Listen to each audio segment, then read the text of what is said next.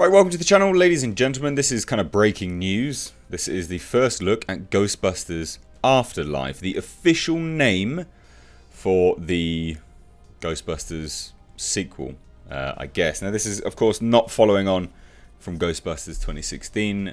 Thank the Lord. Thank God that it's not doing that. So this is the first look. We've got the name, it's official. We've got some new images, and we've got a little bit of kind of plot details and some synopsis. This is courtesy of Vanity Fair, the company that just gets these very strange sneak peeks all the time. It's very odd, but never mind.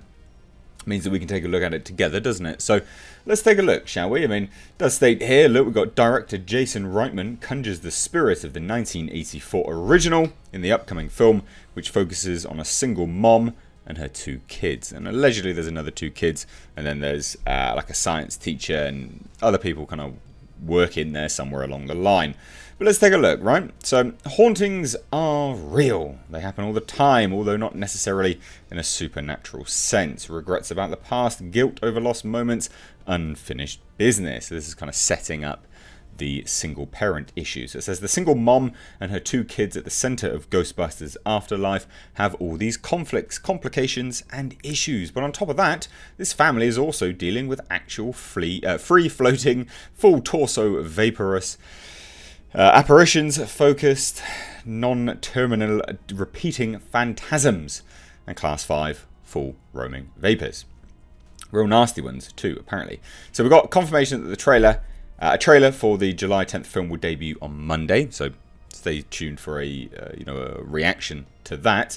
Vanity Fair got an exclusive glimpse at the new characters at the heart of the story, with the Leftovers' Carrie Coon starring as Mom Callie, I, Tonya's McKenna Grace. I think she was also in, I'm fairly certain she was in Captain Marvel as well. Now, she's a science-obsessed daughter, Phoebe, and Stranger Things Finn Wolfhard Gearhead son Trevor. So it seems to be like science-focused one, machine-focused one. That's how they're going to band together, I believe. Now, it does say that they have left everything they know and moved to a small town in Oklahoma after inheriting property from the father she didn't know, which is presumably one of the Ghostbusters, obviously.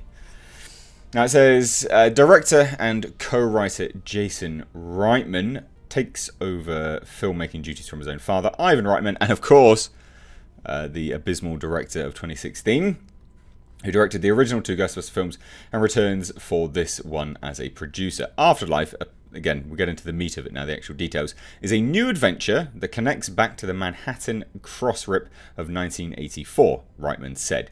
Unlike the 2016 all-female reboot, which started its story from scratch and existed in a different storytelling universe. Why did you do that? What a total bunch of idiots. Manhattan cross-rip is the technical term for that long-ago bizarre incident in New York involving an apocalypse-summoning skyscraper, a gargantuan killer marshmallow man, and 4 walking stiffs who managed to fight back against an ancient Sumerian god named Gozer. Awesome that they got the name for it now. That's really cool. I really do like that.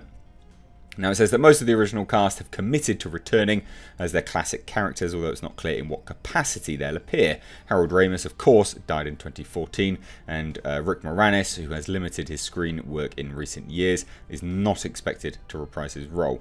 So, we don't know. We genuinely don't know what's going on. I think it's Harold Ramis' character that we believe is the single mum's father. We believe, anyway. Now, it says, of course, we probably won't see much of the classic characters until the film itself reveals what became of them over the past 3 decades. But apparently, Sigourney Weaver is back in this film as well, allegedly. And it says, Callie and her family are also wondering how those guys fit into their lives. As the family arrives at an old farm, they begin to discover their connection to the original Ghostbusters, Reitman said. So, yeah, it's the daughter, isn't it? Very clearly. Reitman said, Trevor and Phoebe are about to find out who their grandfather was and whether they're ready to pick up the proton packs themselves. Some people have hilariously pointed out that those proton packs are bloody heavy. How are they going to carry them? Seriously?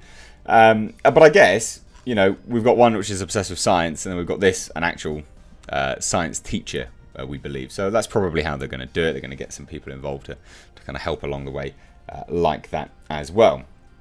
Now, it says, Continues anyway, it says, Reitman doesn't want to confirm much else about the family's history, but people may already notice some familiarity in their appearance. It was the glasses.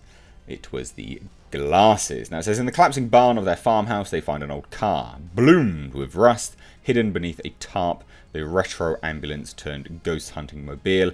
In this shot, Trevor lays eyes on his new ride for the first time, originally hinted at a year ago in the movie's teaser. So this is the image here. It's pretty cool. Now it says the cinematographer of the film was actually Eric Steelberg, who did Dolomite Is My Name recently, 500 Days of Summer, who has known Jason Reitman since they were teenagers and worked with him on all of his films. So a relatively accomplished cinematographer. And actually, if you look at this shot, that's a really nice shot. That's not bad at all, is it? Now it says, elsewhere in the house, which is packed with a mountain of books and lots of bizarre technology, Phoebe will find a device that reads psychokinetic energy. So again, the sciencey one. Ghostbuster fans will recognise that immediately as a tool of the trade from the original movie. So bringing real callbacks back around. Now, the joy of co-writing a film like this is imagining the sound of Ecto-1's engine revving back to life, or the moment a PKE meter lights up for the first time and begins leading you toward your destiny, said Reitman, who penned the script with Monster House and City of Ember filmmaker Jill Kennan. Again, this is a really nice shot. Like, the colour grading is good. I can only presume this is the kids driving this, or because it's in the middle of the day, they've just found it. Maybe they've taken it out in the field for a joyride. Because not many of the ghosts appear in the daytime in the Ghostbusters movies, which is kind of a trope for ghost films anyway. But that looks nice, doesn't it? The colours are really, really nice and vivid on that. And in fact, it does even say that the caption here says, Finn Wolfhard's Trevor gets the family car running. So yeah, they could take it for a quick joyride. Which is very... he does play this singular character recently. You don't know who it is. He's the curly-haired one with the glasses. No, he doesn't wear glasses. One of the curly-haired ones from Stranger Things. There you go. You see the picture of him here. Not a very good one. But he plays this stereotypical kind of... He's played a few of those roles now. He was in It as well, playing a very similar character. Now, while a brother tinkers with a car, Phoebe finds herself transfixed by the mystery of their new town, not just by the peculiar subjects in their dilapidated home, but strange rumblings from a nearby mine. In this shot, she and her schoolmate, played by Logan Kim, ignore warning signs to venture close to the abandoned and dangerous place. My bad. That's a girl. They look very close together.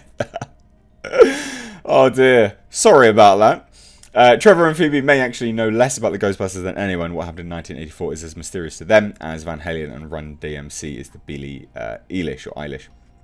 Now, here we go. We've got the Paul Rudd character. Fortunately, they have a summer school teacher named Mr. Gruberson. That is a very Ghostbuster name, isn't it? Who was a kid when the Manhattan Cross Rip occurred, and although later generations may think of it as a myth or not think of it at all, he remembers it obsessively and is excited to pass on what he knows. Here we see the teacher stunned to be holding an actual ghost trap. It's been a while since he's seen anything like this, and never this close. So again, science teacher. We can see that from what's going on in the background, and you can even see his name on the wall there. Now, it's obviously the caption is there. It's a trap. Mr. Gruberson examines a relic from the Ghostbusters of yesteryear. So there you go. I mean, there's not much there. Remember, there is no other stories here, but he says he might think he already knows a lot, but all of them are about to get an education in the otherworldly. I reckon. I don't know whether they'll bring Ramus back via CG. I don't know. But there is the prospect of them doing it. But there's all the news. I mean, we've got a new trailer arriving on Monday. Here's basically a brief synopsis. There's quite a lot of information in there, to be honest. And I will say, it all looks really nice. Like, that's good framing. This is really nice. Good framing as well. Like, the light coming in from there. It's well lit. Colour grading's quite nice. And again, yeah, really, really nice. Good framing. Vivid, nice. Well, it's not super vivid colours. It's toned down, yet still retaining the actual colours there. It's really, really well shot. So I'll be interested to see this. I am looking forward to the trailer. What do you guys think? Let me know down below in the comments. If you are new here, make sure you do hit subscribe. Let me get my face back in. You can hit subscribe. And you can stay up to date on the world of pop culture and movie news by hitting the bell notification icon. But anyway, as always, guys, thank you so much for watching. I'm Mr. H. Take care.